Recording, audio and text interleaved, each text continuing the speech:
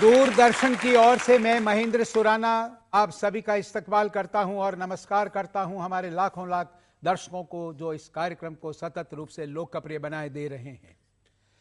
कई बार यह सवाल उठता है कि जीवन में जनरल नॉलेज और करंट अफेयर्स का क्या महत्व है। कई लोग ऐसे हैं जो किताबें लाते हैं, किताबों को सजा देते हैं, लेकिन पढ़ते नहीं। कुछ लोग ऐसे हैं जो पढ़ते हैं, उनको किताबें उपलब्ध नहीं होती। कुछ लोग ऐसे हैं जो सतत रूप से मैगजीन्स, अखबार इत्यादि चीजों का पारायण करते हैं। कुछ लोग ऐसे हैं जो जिज्ञासु हैं, इंक्विजिटिव है, इधर उधर से जानकारी एकत्रित करते हैं, पूछते रहते हैं और जब तक उन्हें प्रश्न का उत्तर नहीं मिल जाता तब तक संतुष्ट नहीं होते। तो दो चीजें हमें ध्यान रखनी है हमारे व्यक्तित्व के सर्वांगीण विकास के लिए। एक, जानकारियां एकत्रित करना, संग्रहित करना और उन्हें अपडेट करना। क्या आप ऐसा करेंगे? तो जोरदार तालियां बजाइए इस संकल्प के लिए। आप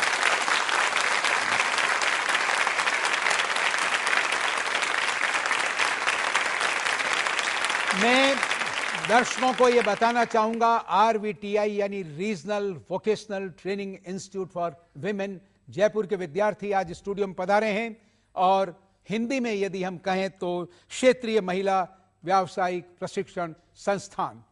हिंदुस्तान भर से विद्यार्थी यहां पर आते हैं और प्रशिक्षण लेते हैं, क्योंकि हुनर एक ऐसी चीज है या स्किल डेवलपमेंट एक ऐसी चीज है कि हमारा पैसा हमसे बिछुड़ सकता है, जा सकता है, हम पैसे को खो सकते हैं, लेकिन किसी का जो हुनर है, स्किल है, वह तो परिमार्जित होती रहेगी, परिमार्जित होती रहेगी। और ज्यों-ज्यों हम हुनर को उपयोग में लाएंगे और बढ़िया तरीके से हमारा व्यक्तित्व जो है वो विकसित होगा। तालियां जोरों से बजाइए इस संकल्प के लिए कि आप बेहतर प्रशिक्षण प्राप्त करेंगे।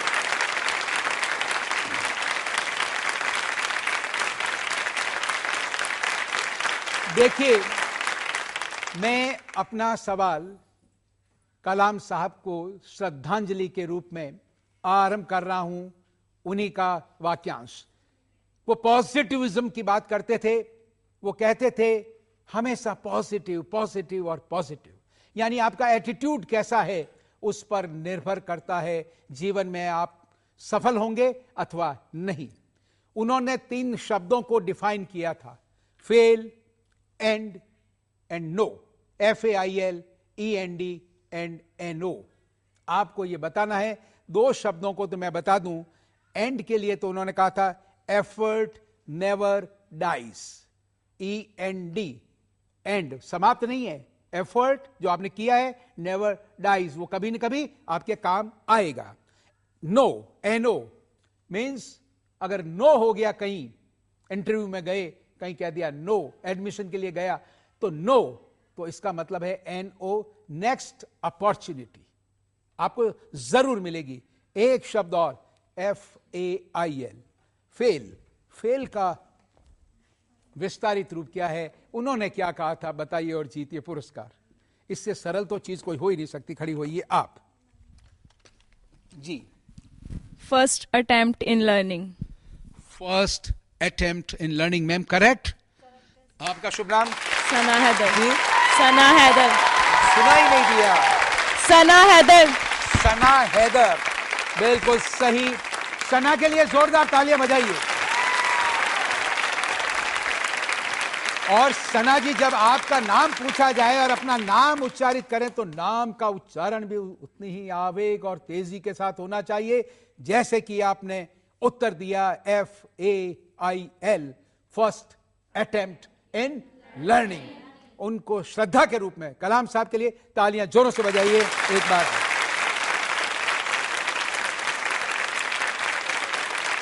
देखिए, धर्म परायण देश है हमारा।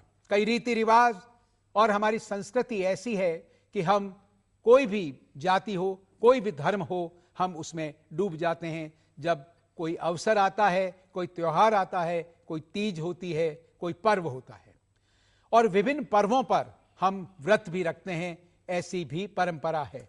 आपको यह बताना है कि व्रत के अवसर पर कथा भी कही जाती है, व्रत से जुड़ी हुई। उसका क्या महत्व है, वो कथा क्यों कही जाती है, बताइए और जीतिए पुरस्कार।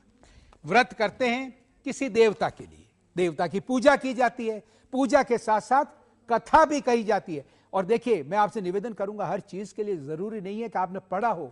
Apply your common sense, your experience, your observation. आपने चीजों को होते हुए देखा है, तो आप ये बताइए कि जब आपने देखा होगा, याद करिए आप, व्रत होता है, कई व्रत करते हैं तो घर में कथाएं सुनाई जाती है, तो सुनाते हैं तो क्या उसका मॉरल क्या है, क्या रेलिवेंस है। बस अगर आप ऐसा सोचेंगे तो बिल्कुल आपको, आपने हाथ काफी पहले खड़ा किया है जी सर, उसमें हम बताते हैं कि जैसे पहले किसी ने वो उसके हम पूरी स्टोरी बताते हैं जी। जैसे हम किसी गणेश जी का, गणेश चतुर्थी का करते हैं तो गणेश जी के बारे में बताते हैं, उन्होंने जन्म लिया, उनकी सारी बातें जी।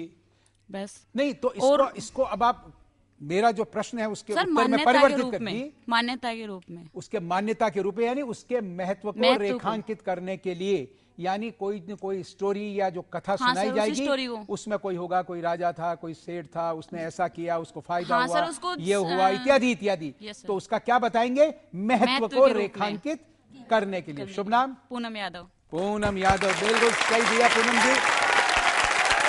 तो देखिए, यह बात, तालियां इतनी जोरों से आप बजाते हैं तो उससे हमारे दर्शक ये समझते हैं कि ईर्ष्या भाव बिल्कुल नहीं है। अपनी सहेली ने उत्तर सही दिया, पुरस्कार मिला तो सबको खुशी हुई है, और नहीं तो कई बार क्या बड़े उदास। तो दर्शक ये समझते हैं। तालियां बजाइए एक बार फिर इन सभी के लिए।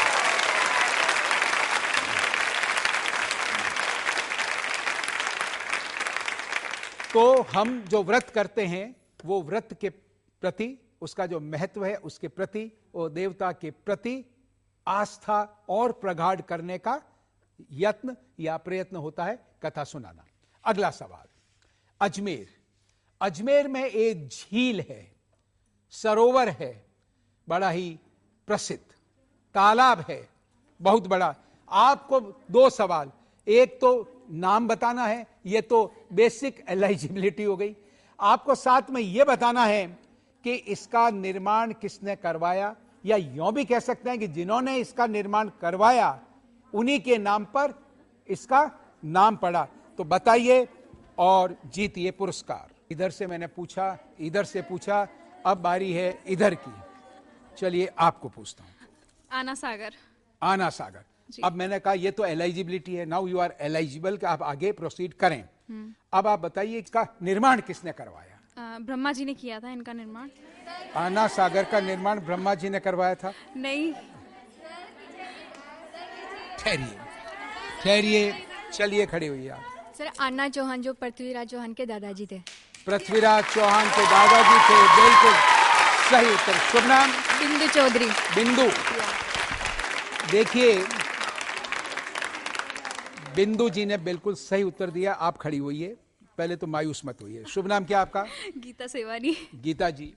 देखिए, बिंदु जी ने कहा तो बिंदु जो है वो भी बड़ा महत्वपूर्ण होता है। छोटी सी बात आप थोड़ा सा विस्मृत कर गई जल्दबाजी में, क्योंकि आप पुष्कर पहुंच गई अजमेर से।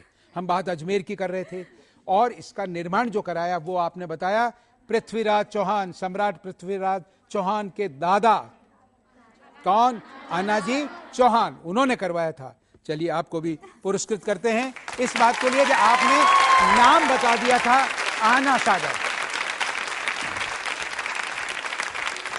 एक जानकारी मैं आपको इसके बारे में और दे दूं कि 1135 से लेकर के सन 1150 के मध्य में इसका निर्माण हुआ, और जब इसका निर्माण उन्होंने करवाया आनाजी चौहान ने, तो वहां के जो लोकल लोग थे उन सब की मदद ली, और उन्होंने मिलकर के, और 13 किलोमीटर का इसका तालाब का या सरोवर का दायरा है। और इसमें दो बातें विशेष हुई कि इसकी जो बारादरी है वो 1637 में शाहजहां ने बनवाई थी, और यहां पर एक जो बाग है दौलत बाग, उसका निर्माण जहांगीर ने करवाया था।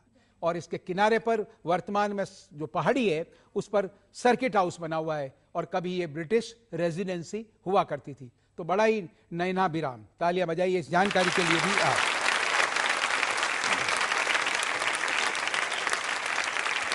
अब देखिए, मैं अजमेर की बात चली है, और मैं क्लू दे दूं कि उसके संबंध में जो उत्तर आया है उसी से जुड़ा हुआ ये सवाल है। आगे ज्यादा नहीं बोलूंगा मैं, बिंदु ने कुछ कहा था उसी में ढूंढने की कोशिश कीजिएगा। वे भाट जाति के चारण कवि थे। वे पृथ्वीराज चौहान के यहाँ राज कवि भी थे। चौहान से इनकी मित्रता अटूट थी। इनके काव्य में वीर रस तथा अन्य विशेषताएं पाई जाती है। ये चौहान के साथ युद्ध में भी लड़े थे। बताएं इस प्रसिद्ध कवि का नाम। जी बोलिए। चंद्र बरदाई। चंद्र वरदाई, बिल्कुल सही। शुभ नाम? प्रिया मौर्य। प्रिया जी, वाह क्या बात है। प्रिया जी के लिए बिल्कुल सही उत्तर दिया, चंद्र वरदाई। और देखिए, जब चंद्र वरदाई की बात चली, आपने उत्तर दिया पृथ्वीराज चौहान की बात चली, यानी अजमेर की जब बात चली, तो एक प्रसिद्ध दोहा आप सभी ने सुना होगा और उसका अर्थ आप सभी जानते हैं। आपको संदर्भ बताना है और अर्थ बताना है। इस बार गीता जी की पुरस्कार देने में लिबरलिज्म जितना मैंने दिखाया था उतना नहीं दिखाऊंगा। आपको दोनों बातें बतानी है। देखिए, जो चंद्र बरदाई थे उनकी वाक्पटुता देखिए, तो आपको ये बताना है कि अवसर कौन सा था, क्या हालात थे, और मैं जो पढ़ रहा हूं दोहा वो क्या अर्थ है उसका। 4 बांस 24 गज अंगुल अष्ट प्रमाण, 4 बांस 24 गज अंगुल अष्ट प्रमाण, ता ऊपर सुल्तान है मत चूके चौहान। 4 बांस 24 गज अंगुल अष्ट प्रमाण, ता ऊपर सुल्तान है मत चूके चौहान। उधर से किया हुआ है जी। सर उन्होंने बोला था 4 बांस की ऊंचाई पर और 24 गज की दूरी पर है। नहीं, किसने बोला था, क्यों बोला था, क्या संदर्भ था? क्योंकि जब उनको पकड़ लिया गया था पृथ्वीराज चौहान को जी, तो उनके कवि ने उनके सहायता के लिए ये दोहा बोला था।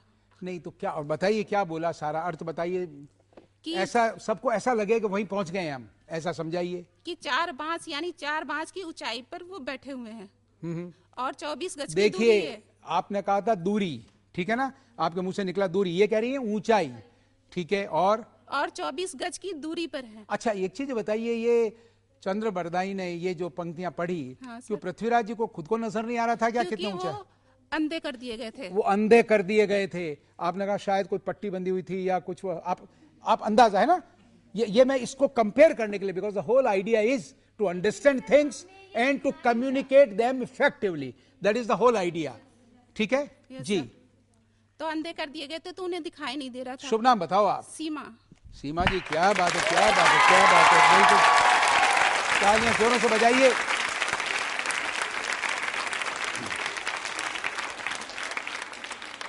देखिए,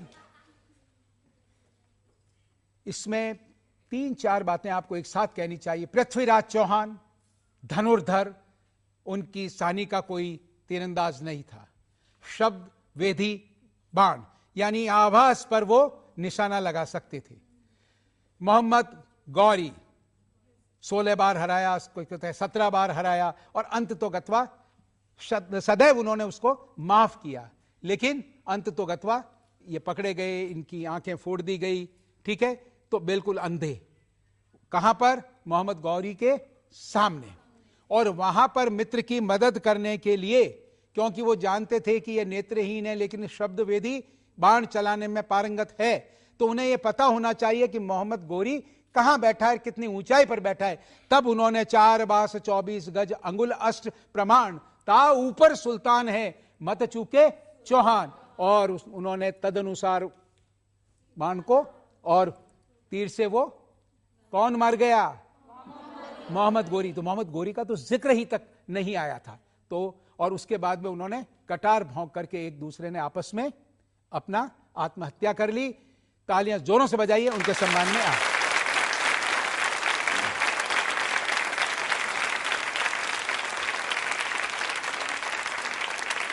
देखिए, अब हम आपको लिए चलते हैं। आप देखें एक दृश्य, ये क्या है? वन क्षेत्र, इसको आपको पहचानना है। और इस वन क्षेत्र की जो विशेष बात है वो ये है कि दुनिया भर में ये एक अकेला स्थान है जहां पर चट्टानी भूमि है, खुश्क जलवायु है, पानी की बहुत कमी है, छोटी छोटी झाड़ियों वाला वन क्षेत्र है। फिर भी ये दुनिया में विख्यात है विशिष्ट प्राणियों के पाए जाने के कारण आपको पहचानना है और बताना है ये कौन सी जगह है और किन के लिए विख्यात है।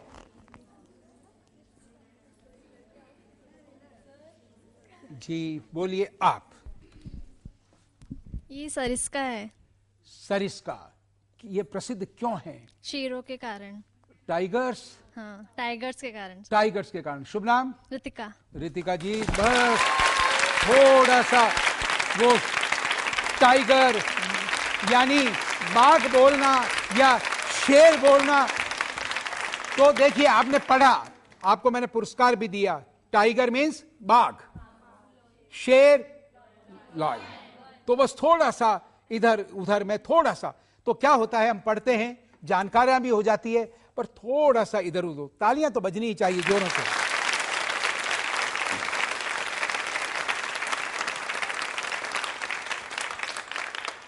देखिए हमारे राष्ट्रीय सम्मान और स्वाभिमान की प्रतीक है हिंदी, जो कि राजभाषा है। राष्ट्रभाषा का दर्जा अभी तक उसे नहीं मिला है। अलग अलग समय पर अलग अलग महान पुरुषों ने या साहित्यकारों ने अपनी वेदना का प्रकटीकरण किया है। कुछ पंक्तियां इसी प्रकार से आप देखें और आपको ये बताना है रचयिता का नाम।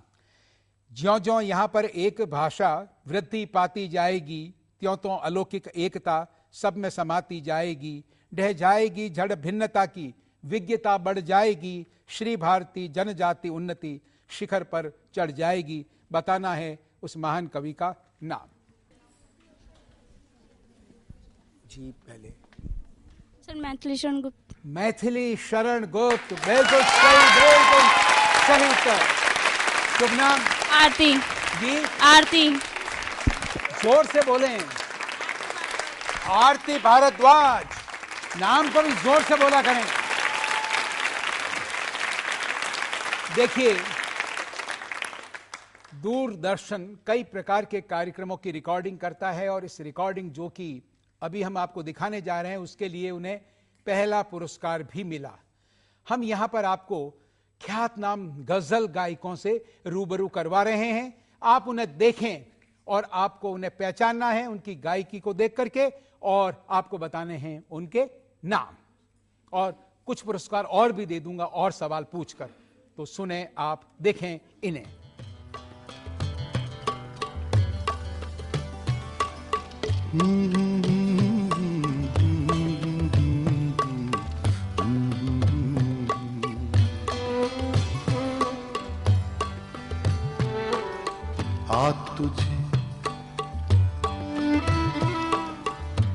तुझे मैं गुनगुनाना चाहता हूँ, अपने होठों पर सजाना चाहता हूँ,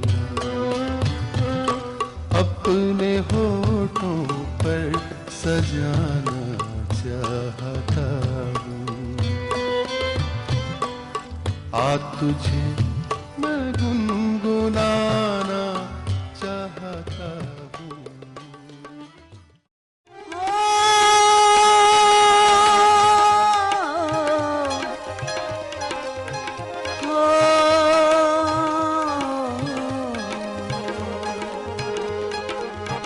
लाल मेरी पत रखियो भला जुने लाल, लाल मेरे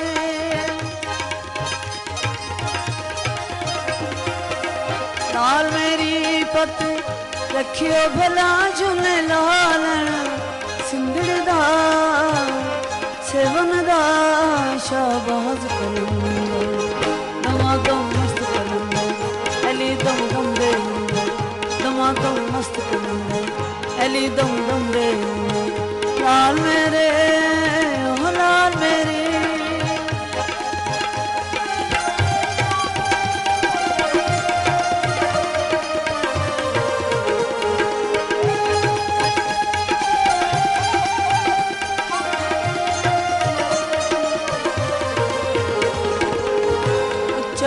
रोजा पीरा तेरा,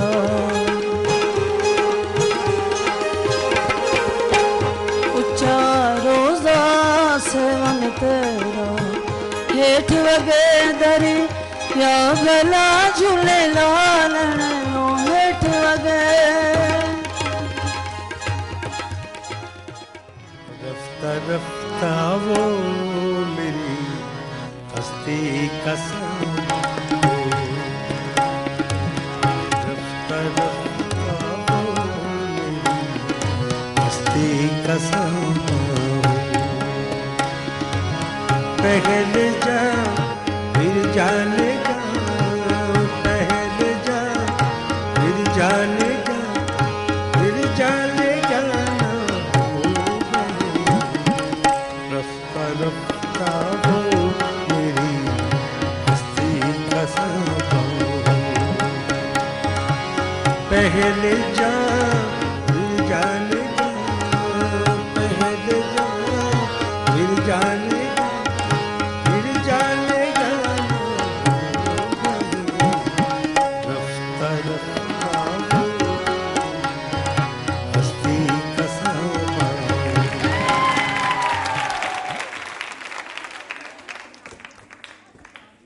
मैंने 4 पुरस्कार लिए हैं। 3 पुरस्कार 3 गायकों के नाम बताने के लिए, इसलिए कृपया जो भी उत्तर दें वो एक ही नाम बताएं। एक दूसरा, एक पुरस्कार आपको ये बताना है ये वेन्यू, ये स्थल, ये जगह कौन सी है जो विश्व विख्यात है, ये भी आपको बताना है। मैं एक इधर से, एक इधर से और एक इधर से, हाँ हाँ हाँ, एक एक एक एक। चलिए बोलिए आप जी। सर जगजीत सिंह। जगजीत सिंह। अच्छा, आप ये बता सकती हैं कि ये कहाँ के रहने वाले थे मूल रूप से? ये श्री गंगानगर के, अपने गंगानगर, राजस्थान बिल्कुल। के ही रहने वाले थे जी, अपने राजस्थान के श्री गंगानगर। राजस्थान के गंगानगर। शुभ नाम आपका? नम्रता। नम्रता जी, क्या बात है, बिल्कुल सही उत्तर दिया। तालियां जोरों से बजाइए। जगजीत सिंह, गंगानगर, श्री गंगानगर। और तीनों अब हमारे बीच में नहीं है, ठीक है? अच्छा, अब बारी इधर की। हाथ कीजिए खड़े। पहले बारी इधर की, इधर की, इधर की बारी। बोलिए आप। रेशमा। रेशमा। अच्छा, ये बता सकती हैं कि मूल रूप से ये कहाँ की रहने वाली थी? बीकानेर। बीकानेर के एक कबीले में। आपका शुभ नाम? आंचल। आंचल। क्या बात है, क्या बात है, बिल्कुल सही, बिल्कुल सही उत्तर दिया। अब बारी है साहब इधर की। अब इधर से आपके पास 2 ऑप्शन, एक तो बताइए नाम और दूसरा जी बोलिए आप। सर मोहम्मद हसन, मेहंदी हसन। मेहंदी हसन। हसन। मेहंदी हसन, पक्का? हाँ सर। शुभ नाम आपका? पूनम। पूनम जी, बिल्कुल सही उत्तर दिया, मेहंदी हसन। अब आपको उस स्थान का नाम बताना है, उस जगह का, और उसके लिए मैं सोचता हूं कि एक हाथ फैकल्टी मेंबर साहब ने खड़ा किया है। बताएं सब जगह। सर इनकी जगह का नाम है झज्जर के लूना गांव की। नहीं नहीं नहीं नहीं, मैंने ये नहीं, मैं ये पूछ रहा हूँ ये वेन्यू जहाँ पर ये आयोजन किया गया, ये भवन, हाँ ये हाँ सर ये वेन्यू है अल्बर्ट हॉल, राजस्थान में, जयपुर के। Albert hall. बिल्कुल सही कहा, जोरों से बजाओ। शुभ नाम? गीता जी। तालियां तो बजते ही रहनी चाहिए।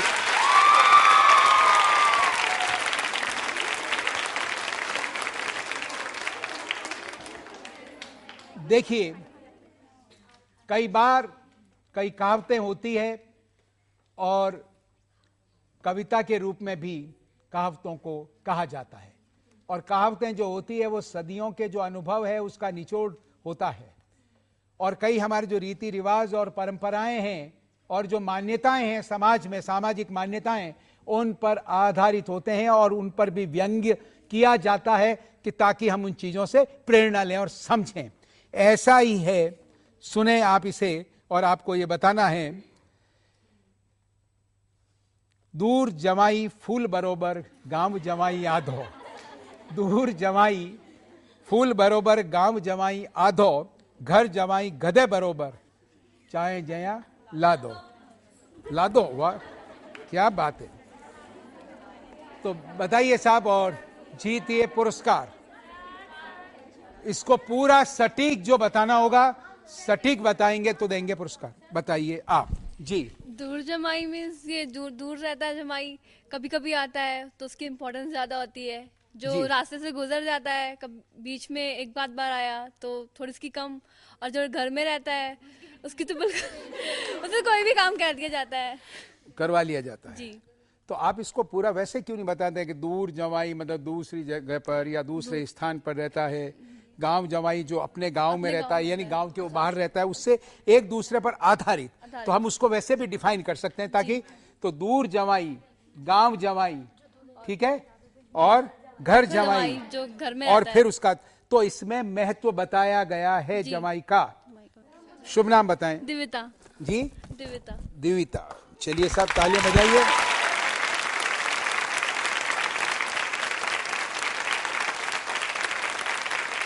तो देखिए इसका अर्थ ये हुआ कि अभी जिस कहावत की हमने बात की वह जो दामाद है उसका सम्मान या उसका अपमान दर्शाती हुई ये अपनी बात को प्रकट कर रहे हैं। यानी कहने का अर्थ यह है कि कोई भी मेहमान जाए या दामाद प्रतीक के रूप से कहा गया है, अधिक समय तक रहेगा, अधिक बार जाएगा तो उसका सम्मान नहीं होगा, और कभी कभी जो जाएगा मेहमान रूप में जो जाएगा तो उसका सम्मान अधिक होगा। इस जानकारी के लिए भी बजा सकते हैं तालियां आप।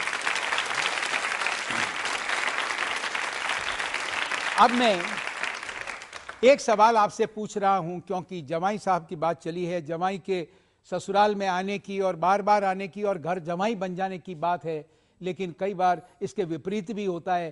तो एक लोकगीत पारंपरिक कई बार सुना है आपने, आपसे अभी अनुरोध भी करूंगा कि आप भी उसे समवेत स्वर में गाएं, और फिर आप में उसको बताना है कि उसका मूल भाव क्या है। वो मूल भाव उसके विपरीत भी है और थोड़ा कुछ अलौकिक भी है, तो वो आपको देख करके बताना है, ठीक है। तो साथ में आप गाएंगे। पहले मैं पंक्ति शुरू कर रहा हूं। एक बार आवो जी जवाई जी पावना, एक बार आवो जी जवाई जी पावना, थारा सासू जी ओ थारा सासू जी बुलावे घरे आव, जवाई लाड केड़ा ओ थारा सासू जी बुलावे घरे आव, जवाई लाड केड़ा। एक बार आओ जी जवाई जी पावना, एक बार आओ जी जवाई जी पावना, थारा ससुरो जी ओ थारा ससुरो जी बुलावे घरे आव, जवाई लाड केड़ा, थारा ससुरो जी बुलावे घरे आव, जवाई लाड केड़ा। तो देखिए इसका, आप ठहरिए, अभी आप डांस करिएगा आगे।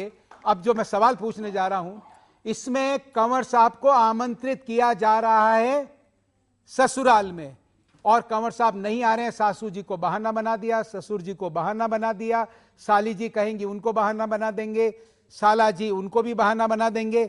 अंत में क्या हो रहा है मैं अब वो पढ़ रहा हूं और फिर मैं आपसे सवाल पूछूंगा, और तालियां जोरों से बजानी है, और एक लाइन में गा दूंगा, फिर आपको गाना है।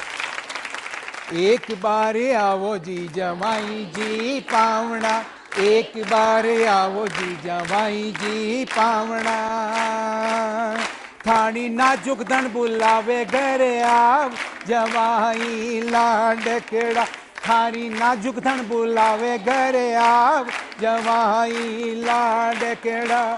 लाडी जी बुलावे है तो लाडा जी भी आवेला, लाडी जी बुलावे है तो लाडा जी भी आवेला।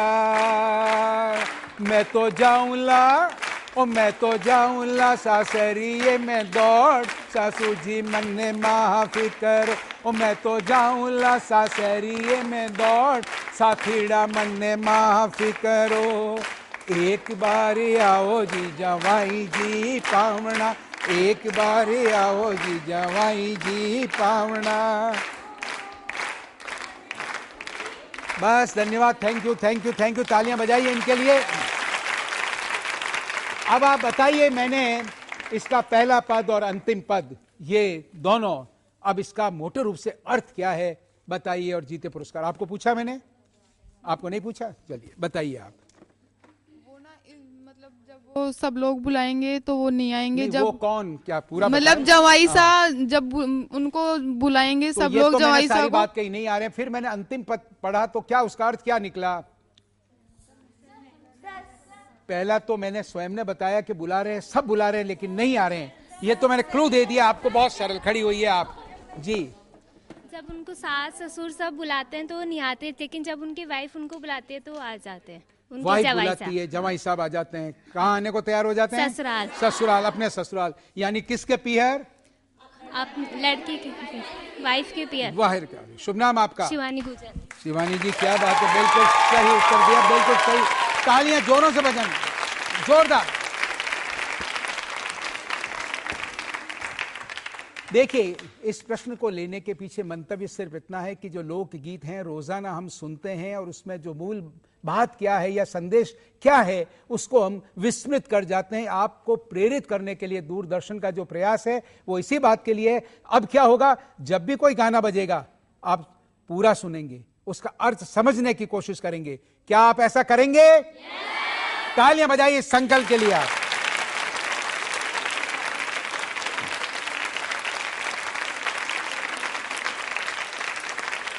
देखिए, आप सभी महिलाएं हैं और आप अच्छी तरह से जानती हैं, क्योंकि आप ऑब्जर्व करती हैं प्रतिदिन, कि जब खाना बनाते हैं तो उसका जो बर्तन होता है, उसका जो पैंदा है उसको, या पैंदी जो होती है उसको हम काला कर देते हैं। उसकी सतह को नीचे से काला क्यों कर देते हैं, उसके पीछे मूल बात क्या है बताइए और जीतिए पुरस्कार। बड़ा ही सरल, बड़ा ही सरल। जी, खड़ी हुई है आप। सब्जी खाना ना जले उसमें। खाना न जले, ओके। कोई वो नहीं, वो उधर से कोई मना कर रहा है। चलिए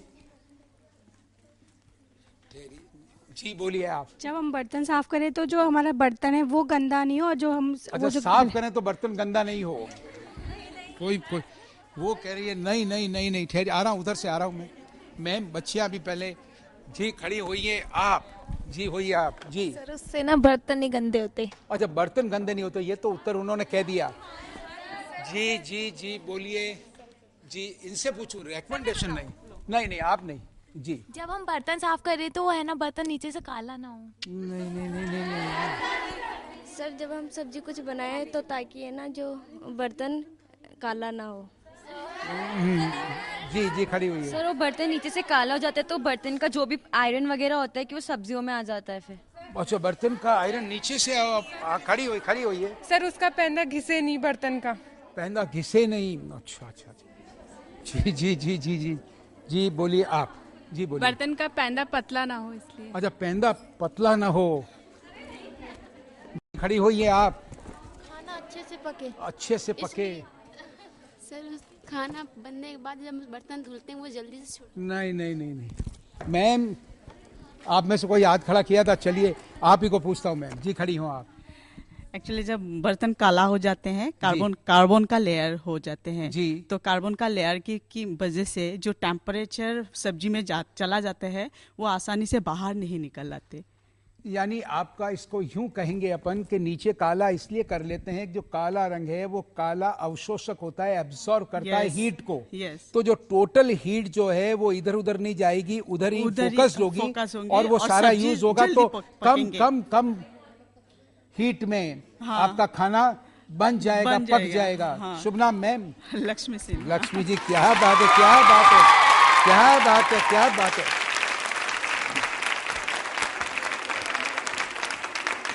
और यानी ऊष्मा का अवशोषक काला रंग नीचे काला कर दिया तो कम ऊष्मा में वो बिल्कुल फोकस होगी और खाना जल्दी पक जाएगा। तालियां बजाइए मैम की जानकारी के लिए।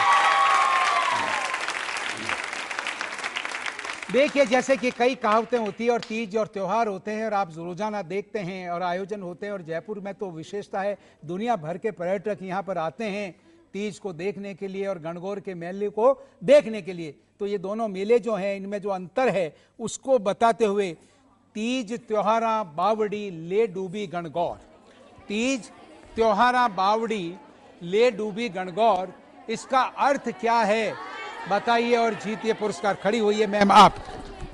सर, तीज से राजस्थान के अंदर तीज और गणगौर त्यौहार होते हैं। तीज से तो त्यौहार स्टार्ट होते हैं और गणगौर से खत्म हो जाते हैं। तीज से तो शुरुआत होती है पर्वों की त्योहारों की और गणगौर से समाप्ति होती है। अच्छा, वैसे पुरस्कार तो आपका पक्का हो गया। मैम, शुभ नाम क्या है? प्रभा शर्मा। प्रभा जी, तो बिल्कुल प्रभावी तरीके से आपने अपनी बात रखी, सही उत्तर। क्या आप ये बता सकती हैं? हाँ, तालियां तो बजा ही लीजिए, बजा लीजिए। अब ये बताइए कि ये कौन, तीज तो है ही? जी सर। तो तीज है ही, दोनों के शुक्ल पक्ष हैं, ये भी हो गया। जी सर। तो अब आप बताते हैं कौन सा महीना तीज में और कौन सा महीना है?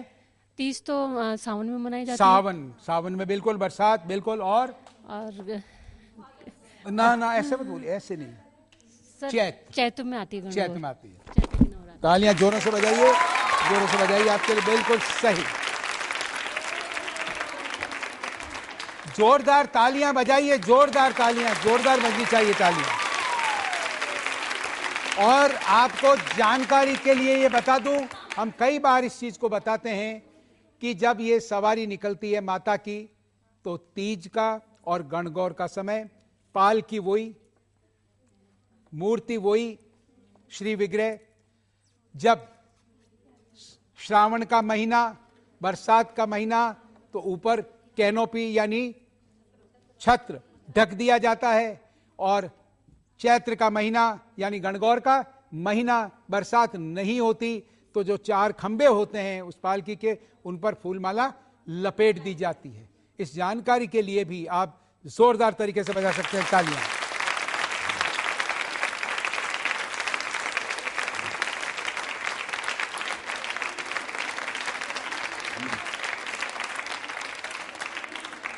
देखिए, हिंदी के बारे में हमने बात की थी। हिंदी के बारे में एक आक्षेप लगाया जाता है कि यदि हिंदी को प्रमोट किया जाएगा या हिंदी के उन्नयन की बात की जाएगी या उसे प्रोत्साहन दिया जाएगा, तो अन्य भारतीय भाषाएं हैं उनके मार्ग में हिंदी बाधक बनेगी। ऐसे लोगों को चेताते हुए, उन्हें वार्न करते हुए, ये बात, ये शब्द किसने कहे, कौन महापुरुष हैं? क्योंकि ये एक संकीर्ण मानसिकता है। उन्होंने कहा, बिना राष्ट्रभाषा के भारत की स्वाधीनता किसी काम की नहीं है। मैं भारत को पूर्ण स्वाधीन नहीं कह सकता, क्योंकि राष्ट्रभाषा के संबंध में तो भारत ज्यों का त्यों गुलाम बना हुआ है। जब तक भारत की राष्ट्रभाषा अंग्रेजी बनी रहेगी, तब तक वह गुलाम ही रहेगा। बताएं, 1948 में किस महापुरुष ने ये उद्गार प्रकट किए? और बताएं, और जीते हैं पुरस्कार। जी बोलिए आप। महात्मा गांधी। महात्मा गांधी, बिल्कुल सही। शुभ नाम? रोहिणी सिंह जी। रोहिणी सिंह। तालियां जोरों से बजाइए, जोर से बजनी चाहिए। आपका जो उत्साह है, आपकी जो उमंग है, जो जज्बा है, आप आते हैं इतने उत्साह से, प्रश्नों का उत्तर देते हैं। मैं आपसे एक अनुरोध करूंगा कि आप RVTI के विद्यार्थी हैं, स्किल एनहांसमेंट, आप उसकी ट्रेनिंग लेते हैं और जीवन के विभिन्न क्षेत्रों में आप जाएंगे और समाज को अपना योगदान देंगे। उसके लिए अति आवश्यक है, और जो विशेष बात है कि प्रयास ये कीजिए कि मैं सर्वश्रेष्ठ बनूं। और अगर हम ये प्रयास करेंगे कि मुझे तो सर्वश्रेष्ठ बनना है, तो निश्चित मानिए सफलता आपका वर्ण करेगी। और जो कई बार ये प्रश्न पैदा होता है कि किसी को पैकेज इतना मिला, किसी को इतना मिला, तो डिमांड होनी चाहिए, हुनर होना चाहिए। अगर किसी भी प्रकार की स्किल की बात हो तो नाम होना चाहिए, वो श्रेष्ठ, वो श्रेष्ठ, वो श्रेष्ठ। उसको बुलाओ, उसको असाइनमेंट दो, उसको काम दो, उसको पदोन्नति दो। तो आपको बहुत बहुत धन्यवाद, इतनी बड़ी संख्या में आप पधारे। तालियां जोरों से बजाइए आप अपने लिए। और चलते चलते एक नृत्य की प्रस्तुति, तालियां बजाइए इनके सम्मान में आप जोरदार तरीके से।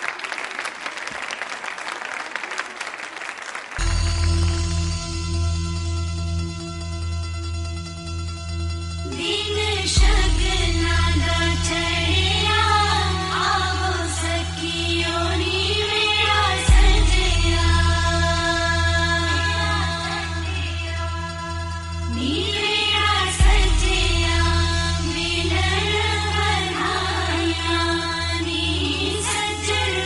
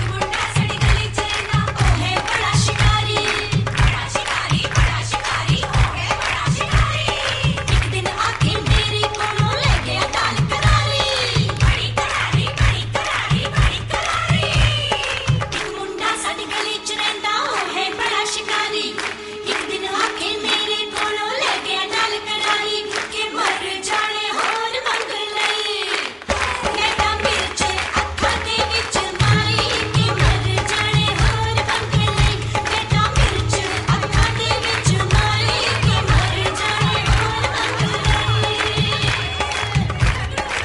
कुड़ियां साडी गली च रहिंदियां कुड़ियां साडी गली च रहिंदियां एक पतली एक भारी हाय बेचारी कर्मा कारी हो है बड़ी कमारी कुड़ियां साडी गली च रहिंदियां एक पतली एक भारी भारी मुट्टे कोई न पूछे पतली लगे प्यारी के साग विच लूण मिल गई जद खिच के आ गया बंजारा नी चढ़ा लै पापी चूड़ियां आ गया बंजारा नी चढ़ा लै पापी चूड़ियां दादा पारा डुरावे तेरे वीरा दादा पारा डुरावे तेरे वीरा नी आ गया बंजारा नी चढ़ा लै पापी